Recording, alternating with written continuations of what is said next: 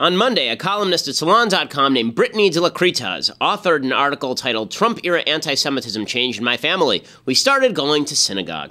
The author says that until recently she had, quote, considered myself a non-practicing Jew, a reformed atheist who found my way back to some sort of spirituality and began to embrace the cultural history of Judaism that I was raised with. But she hadn't stepped into synagogue in years. Until Trump. De La Critas writes, quote, but then a news alert came across the screen of my phone 3 days before Trump's inauguration. The Jewish Community Center, a few miles from my home, had been evacuated following a bomb threat. I felt my palms begin to sweat as I stared at the notification in disbelief, jaw slightly slack. Not here. Not now. Anti-Semitism, which until this time in my life has been only a theory, instantly became incredibly real. Even here in the liberal bubble of Massachusetts, hatred is alive and well. The JCC bomb threat suspects, it turns out, were a leftist journalist and a Jewish teenager with mental problems, but the JCC threats were merely an entree for De La Critas to target the real anti-Semites. Quote, anti-Semitic hate crimes are at their highest levels in years. Jewish community centers around the country are getting bomb threats at an alarming rate. Steve Bannon, an anti-Semite, is in the White House. Swastikas appear like hideous confetti, decorating walls and buildings all over the country. Jewish cemeteries have been vandalized. And while President Trump may have reminded us about his Jewish family members and assured us at a recent press conference that we're going to see a lot of love under his administration, so far, I don't see it. Never mind we don't have any suspects in the cemetery vandalisms yet. Never mind that Bannon isn't an anti-Semite, I should know, since I'm an Orthodox Jew who worked with him for 2 years daily and think he's a garbage human being for other reasons. Now, I'm not going to pretend that I wasn't upset by the level of anti-Semitic vitriol I received from some Trump supporters during the last election cycle. According to the Anti-Defamation League, I was the top journalistic recipient of anti-Semitism on Twitter by a wide margin. I received thousands upon thousands of overtly anti-Semitic tweets during the campaign. But that was not why I went to shul and kept kosher or turned off my computer for Shabbat. I did all of those things because Judaism is my religion and my way of life. I practice Judaism not in opposition to anti-Semitism, but because Judaism has real, true value.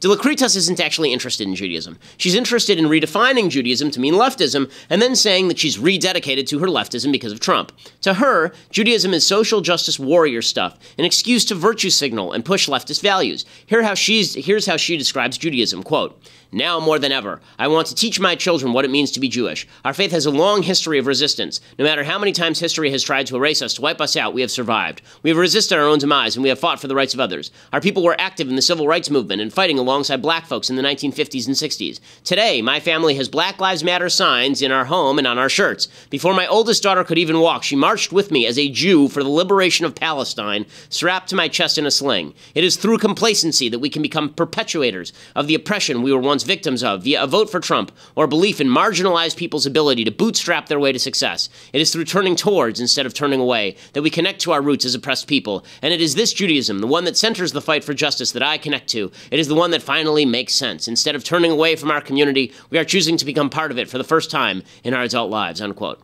This is horse crap. Judaism is about a particular set of beliefs and practices. It's wonderful that Jews were active in the civil rights movement, and they certainly called upon the Bible for support. So did Martin Luther King Jr., of course. But marching for the liberation of Palestine, while Palestinians murder Jews in the streets and elect Hamas, is not Judaic. It's anti-Judaic. Neither is marching for the Black Lives Matter movement, which castigates police and makes innocent black Americans more vulnerable to the predations of crime. And it's certainly not a Judaic concept to shirk personal responsibility and suggest that people can't rise in a free society. De La Critas' article is only important because it demonstrates that for the secular left, religious practice is a charade. It's just a way to claim marginalization and minority status rather than abiding by the dictates of a religion that actually demands something of its adherents. If De La Critas truly wants to participate in Judaism, she should start with the synagogue and let it shape her rather than the other way around. I'm Ben Shapiro. This is The Ben Shapiro Show. This has turned into a very, very busy news day. President Trump has signed an executive order on religious freedom. I thought I would be celebrating. Unfortunately, I cannot because it's a crappy executive order. Honestly, God, President Trump, do better than this. He's also not doing a great job on the Israeli-Palestinian issue, which I will talk about. Plus, Trumpcare is going to be ran through the House, and we'll go through the details on what this crap sandwich looks like. But before we get to all of that enlightening and uplifting news, we have to, and I would like to say thank you to our advertisers over at Wink. So, if you are somebody who doesn't know anything about wine, if you're somebody who is, you have to go over to somebody's house and you want to bring a bottle of wine, but you don't know the difference between a bottle of wine and a bottle of vinegar, you need to go to trywink.com/Ben. When you go to trywink.com/Ben, they give you a survey and you fill it out. It's personalized to you. It asks you your tastes in food and what flavors you like to eat together, and then it tells you what wine is best for you to bring over to somebody's house or for you to order for yourself. You don't have to be a wine connoisseur. You don't have to know a sommelier from a hole in the ground in order for you to understand how wine works by going to trywink.com/Ben. And their bottle's like $9.99 a pop. So right now, if you go to trywink.com/Ben, you get $20 off plus complimentary shipping, which is awesome. So you get 2 bottles that are basically on the house if you do go to trywink.com/Ben. And it is a great service, obviously. It makes a perfect gift for Mother's Day, by the way. Whether it's the Wink membership with wines that are personalized to your mom's palate and shipped right to her door, or a beautiful gift box, you'll be able to give delicious and unique wine to the hardworking mother in your life. Or you can get your mom a membership also, and then she can buy as much wine as she wants. And given that you're her child, she probably wants to drink heavily. In any case, trywink.com/Ben is the place to get $20 off plus complimentary shipping. Wink.com for people who don't know wine but want to look like they do and want to drink some good wine in the process. Everybody in the office has tried the Wink wine, and they say that it is excellent. It's also why the production quality on the show has slipped markedly in recent days as we put Austin into AA. In any case, there's a lot breaking in the news today. Let's start with the Trump executive order. So yesterday, I talked in sterling terms about this executive order that was going to come from President Trump on religious liberty. Bum, bum, bum, bum. Giant fail. So he brings out the actual executive order. The executive order, if it had looked like the one that they were looking at a couple of months ago, would have attempted to protect religious bakers and photographers from people attempting to crack down on them for not operating for same-sex weddings, baking cakes for same-sex weddings. It would have tried to exempt religious organizations from the overt antipathy of the IRS trying to crack down on religious organizations because religious organizations aren't pro-LGBT enough. That's what the original order was supposed to do. Instead, this order only touches the so-called Johnson Amendment. The Johnson Amendment is this amendment that basically says that it's a piece of legislation that says that the IRS is supposed to remove nonprofit status from churches that speak overtly politically, and no one pays attention to the Johnson Amendment. It hasn't really been enforced in decades. It's not something that has a long history of brutal repression attached to it. It's not great, but it's not a huge thing. And that's all Trump has done. So as I say, the originally drafted executive order would have attempted to get rid of a lot of these regulations that stop religious people from operating in the public sphere. So there are federal anti-discrimination laws that say that grants, this is something that Obama did, that grants from the federal government and contracts from the federal government can only go to firms that do not, quote, discriminate against the LGBT community. This would have stopped that for religious business owners, because if you're a Christian and you own a business that's like a defense contractor and you don't want to pay for somebody's same-sex wedding or somebody's same-sex health benefits, that should not be your fault. You're a religious person. You have the ability to do that in the United States. Nobody has a right to health care from you because this is a free country still. I never understood why this is a religious argument as opposed to a freedom of association argument. You should be allowed to do business with whoever you want to do business with and not allowed to do business with whoever you don't want to do business with. That's what the free market is for. If you discriminate against people, they will form their own businesses. There are other businesses out there to take care of them. Honestly, if you can't find a baker that will cater your gay wedding, then you're not living in the real world. There are lots of bakers, and a lot of them are gay themselves, and the vast majority of bakers will provide for your gay wedding. The same thing is certainly true of wedding gown designers and photographers and florists. It's all ridiculous. But in any case, Trump comes forward with this executive order, and it's just garbage. So CBS News reports the executive order allows the IRS, when IRS officials choose, okay, so now they've got selective prosecution going on, not to enforce the Johnson Amendment, which prohibits nonprofits such as churches and charities from directly or indirectly engaging in a political campaign. But the order does not provide blanket relief for tax-exempt religious organizations, opening the possibility the IRS could pick and choose whom to penalize. Ed Morrissey, who's sort of a fan of President Trump, he explains that this policy is actually the worst of both worlds. He says, which churches will have to worry about the IRS in a Trump administration? Which churches will have to worry about the IRS in a future Democratic administration? This arbitrariness does not provide stronger religious liberty. It takes us further from the rule of law and closer to the rule of executive whim. Trump is out there today talking about how his cardinals love it. That's his words. He says, my cardinals. They're not his cardinals, but this, again, is just a bad piece of policy pushed by President Trump. So that's bad. In other bad news, I want to talk about the Trumpcare thing in just a second, because that, of course, is the big news of the day. In other bad news, President Trump has now announced that he is going to Israel. He's going to visit Israel. While he's in Israel, he's going to visit with Mahmoud Abbas, the terrorist leader of the Palestinian Authority. He has a long history of associating with, promoting, promulgating, partnering with terrorists. He wrote his entire thesis when he was a young man on I believe it was Holocaust denial. In any case, Mahmoud Abbas is one of the grosser figures in the world, and Trump is going to meet with him in Bethlehem, which is a propaganda coup for Abbas. He met with him at the White House yesterday, and when he met with him at the White House, he flew the Palestinian flag, which is really gross. He shouldn't be flying the flag of a state that doesn't exist, and if it were to exist, would be a terrorist state. And the fact is that in meeting with him in Bethlehem, this is one of the propaganda things that Abbas and the Palestinians try to say, is that Jesus was a Palestinian. Jesus was a Jew gang. Jesus was not a Palestinian. And the idea that the Jews in Israel are just like the Herodian villains in the New Testament is asinine. Trump is forwarding that propaganda by visiting with Abbas. It really is quite gross. Abbas totally played Trump yesterday. It's obvious that he played Trump yesterday. Again, I wish that I had good things to say about Trump today, but he needs to do a good job in order for me to say good things about him. So Mahmoud Abbas, the Palestinian terrorist leader, he sits with Trump and he says that the Palestinian children are raised in a culture of peace. وأننا نسعى ليعيشوا بأمن وحرية وسلام مثل باقي أطفال العالم هم والأطفال الإسرائيليون. Mr. President, I affirm to you that we are raising our youth, our children, our grandchildren on a culture of peace, and we are endeavoring to bring about security, freedom, and peace for our children to live like the other children in the world, along with the Israeli children in peace, freedom, and security. And Trump replies to that. Here's what Trump has to say about it. Let's see if we can find a Yeah, it is. solution. It's something that I think is frankly maybe not as difficult as people have thought over the years, but we need two willing parties. We believe Israel is willing. We believe you're willing. And if you both are willing, we're going to make a deal. This is absolute horse crap. It's not so hard. Okay, the Middle East is not so hard. You mean a religious conflict that has now been going on for over a millennium is not that hard? I'm so glad that President Trump is here, just like Andrew Jackson, to solve the Civil War. I'm glad that President Trump is here to solve Middle East peace. By the way, Abbas is totally playing him. This is from Palestinian TV last year. Okay, if you haven't seen this, it's from Palestinian TV.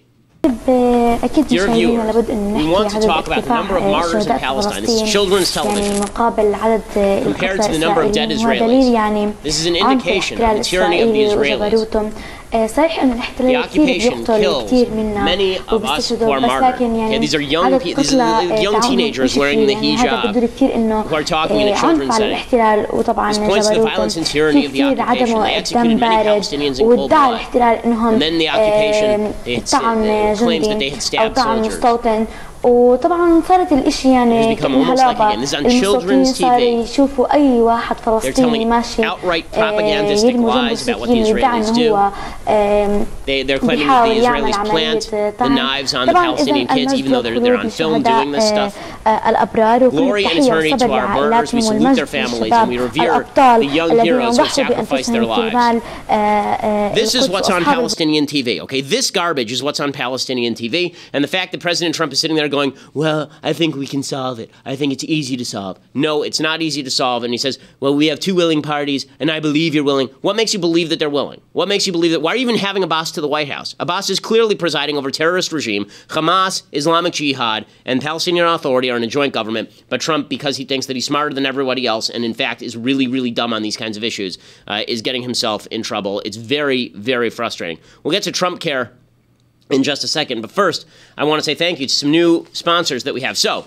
did you know that 35 million American families have no life insurance? Zero. It's about 30% of all U.S. households. Most Americans think that life insurance costs 2 to 3 times more than it actually does. And almost half of American families would have trouble covering an emergency expense in excess of $400. That's why you need to go and visit my friends over at PolicyGenius.com. PolicyGenius.com, it's the best online life insurance marketplace, the most accurate quotes from top A-rated life insurance companies. I have life insurance on my life. My wife has life insurance. If you're a young adult and you have student loans even, you should have life insurance that your parents don't end up saddled with those student loans. You should always have life insurance to make sure that you can take care of your family or your loved ones in case something bad should happen to you. Mostly people in my audience, young people, don't have life insurance. That's really dumb because if you're young, you have you want a beneficiary, your parents, you're you're getting married or you are married, you have young kids, you definitely need to have a life insurance policy. That's what Policy Genius is for. They've placed over $5 billion in life insurance for people like me and people like you. They have a licensed customer service team to help you find the best policy at the best price, and you save 40% off other prices for life insurance because it's basically a clearinghouse. Instead of having to work through a bunch of agents, they go direct to consumer, and that means they're competing directly with each other. You save over 40% off other life insurance prices. Go to policygenius.com, POLICYGENIUS, policygenius.com. No jargon, no sales pressure. Nobody's going to try and upsell you. You just need the life insurance that you need, and that's what policygenius.com is for. The most accurate prices, and again, you save a lot over other life insurance prices. When you get to the upper levels of life insurance, when you're talking about buying, hundreds of thousands, millions of dollars in life insurance, then you can save up to 70%. In some cases, I've been told. Policygenius.com. You should have life insurance. My recommendation to you, just as a human, you should have life insurance, and policygenius.com is the best way to do that. POLICYGENIUS, policygenius.com. Check it out. Okay, so the really big story of the day, beyond these kind of smaller fails from the Trump administration, is, of course, Trumpcare. So Trumpcare is supposed to be up for a vote today. It is unclear whether it is going to pass. It is very, very close. Right now, it's coming down to 1 or 2 votes. Is it something people should vote for? I'm split on this. So on the one hand, I agree with the National Review crowd that says that it's better than Obamacare. On the other hand, it's still a piece of garbage legislation, and now you own it. I don't think that you should vote for this. I think that what you should do is you should vote for a straight repeal of Obamacare and then a piecemeal replacement of Obamacare. Having these omnibus packages where you redo the entire health insurance system and then suggest that it's yours, this is a big, big, big mistake. So the fact that you have them voting for a couple of good things like Medicaid reform and eliminating some but not all of Obamacare's taxes, those are good things, but that's outweighed by the fact that you're not getting rid of the key Obamacare regulations. Those stay in place about pre-existing conditions. You're not getting rid of the mandate. Everybody who talks about the individual mandate goes away. It doesn't really go away. There's a backdoor mandate. If you miss a year of coverage and then you want to re-enroll, the federal government forces insurance companies now to charge you a 30% surcharge in order to punish you so that you don't drop off your insurance plan until you're sick and then rebuy it when you're healthy. It retains that new Ryan Trump entitlement program. This, of course, is the refundable tax credits to buy health insurance. So if you're poor, then we just give you some money to buy health insurance, which is basically an entitlement program. And it funds people not to buy health insurance while healthy. So one of the new provisions in this particular bill comes from Representative Fred Upton. It's an amendment that gives states $8 billion over the next 5 years to fund high-risk pools. But essentially what it's for is people who are who have pre-existing conditions, didn't buy health care, didn't buy health insurance, and now want to re-enroll, and they're going to pay that 30% fine. Now we're going to pay that for them. So we're now incentivizing people to stay out of the marketplace so they can be eligible for that sort of grant. It's not going to be enough. It's a fig leaf.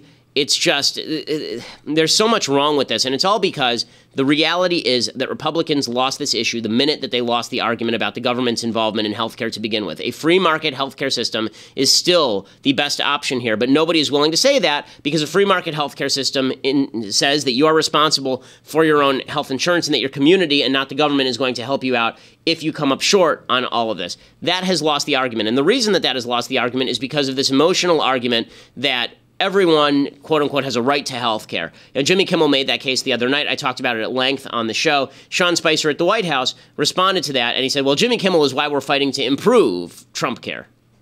Well, I think we share that concern for the Kimmel's child as well as any child that needs care. And that's frankly why the president fought so hard to improve the bill like he did this morning, to make sure that there was that extra layer of protection for anybody with a pre-existing condition, no matter their stage in life.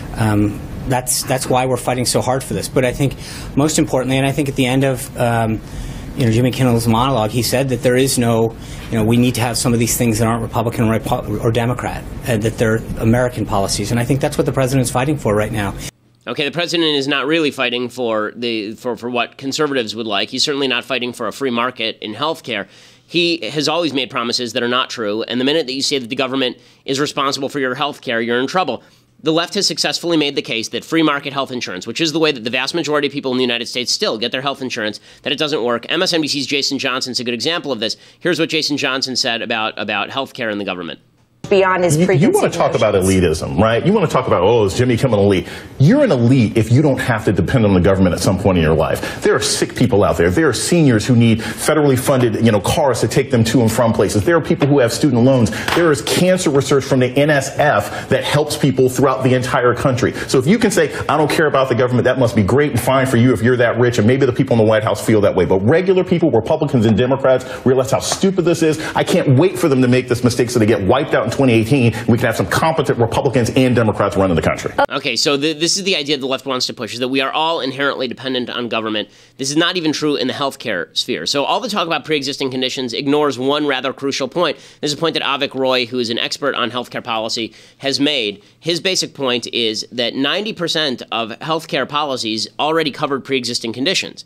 You know this, because if you're covered by your employer health care, how many of you actually had to get physicals in order for you to get health insurance at this company? The answer is no. If you are an employee of this company, then you did not have to take a physical in order to get health insurance. That's because employers bargain with health insurance companies for group coverage, right? This is why you have group coverage. Group coverage covers pre-existing conditions. 90% of people who have health insurance in this country are getting it through their employer, and those people do not have to worry about pre-existing conditions because of this collective bargaining arrangement that employers have with insurance companies. That's basically a backdoor pre-existing conditions ban that exists in the free market. The free market does work. It does work. And when it comes to the individual market, first of all, Medicaid already covers pre-existing conditions, but there's no evidence that Medicaid actually increases people's lifespan or health outcomes.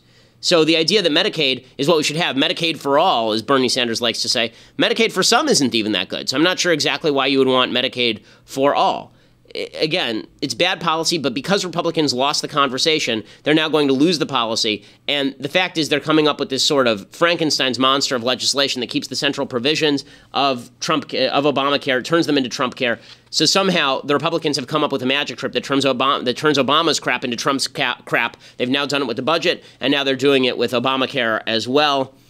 Again, conservatism would be a nice response to all of this, but unfortunately, I'm not sure we're going to get it. And I do want to talk about some stuff that was kind of bombshell that James Comey dropped at the hearing yesterday. Plus, we have the mailbag coming up. But for that, you're going to have to go over to dailywire.com, become a subscriber. $8 a month gets you a subscription to dailywire.com. Annual subscribers get a free copy of Jeremy Boring's The Arroyo, a fictional film set on the southern border action western about a rancher trying to defend his land against the drug cartels. It's why we need the Trump wall that is currently not being built or funded. dailywire.com. You can check it out right now. Or if you want to listen later, iTunes or SoundCloud, and make sure that you leave us a 5-star rating and review. We always appreciate it. We are the top conservative podcast in the nation.